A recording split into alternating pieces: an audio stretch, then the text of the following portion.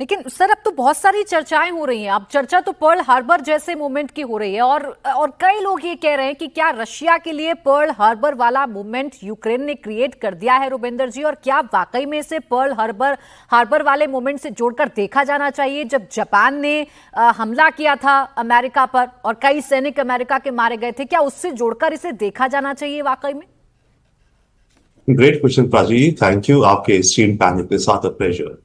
One, देखिए scope में कहें तो शायद ये पर्ल हार्बर जैसे बराबरी में है, बट मेरे विचार से पर्ल हार्बर का जो साइकोलॉजिकल इम्पैक्ट हुआ था ये वैसा नहीं है।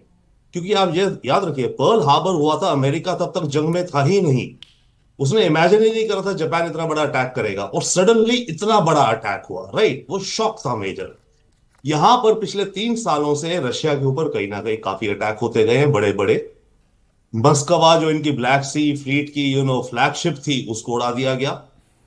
मॉस्को में ड्रोन्स आते गए, इनकी ऑयल फील्ड्स को उड़ाया जा रहा है। इनकी नॉर्थ स्ट्रीम जो गैस की पाइपलाइन थी उसको उड़ा दिया गया।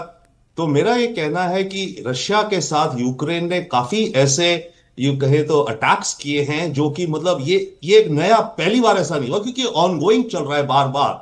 तो एक तरह से इसका रिस्पॉन्स चाहे जो भी होगा, बट रशिया एक तरह से, पुतिन आप समझिए कि वो नंब हो गए हैं, वो थोड़े सुन्न हो गए हैं, क्योंकि इतनी बार इस तरह की चीजें हो रही हैं।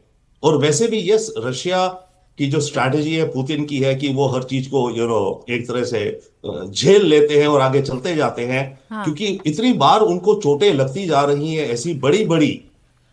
अब वो इसको इसको इसको रिटेलिएट कैसे करेंगे मैं कह नहीं सकते, बट ये पर्ल हार्बर मैं नहीं मानूंगा इन दैट सेंस कि पर्ल हार्बर जो हुआ था पहली बार हुआ था, बड़ा अटैक अमेरिका वॉर में ही नहीं था, तो अमेरिका झन्ना गया था पूरा। यहां पर 3 साल से अटैक हुए जा रहे हैं रशिया के ऊपर, रशिया यूक्रेन पे कर रहा है, रशिया के अंदर हो रहे हैं। प्रिगोजिन का कूस्ट, अपनी ही आर्मी के इसके सोल्जर्स मॉस्को की तरफ चल गए थे।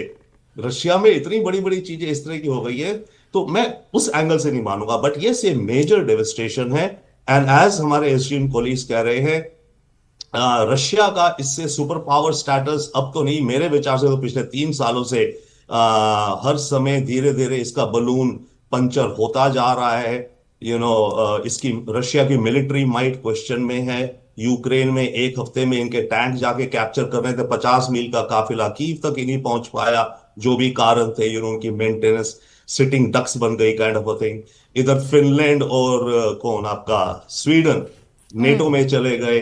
तो और यहां पर वो उसकी नॉर्थ स्ट्रीम गैस पूरी यूरोप से कट गई है।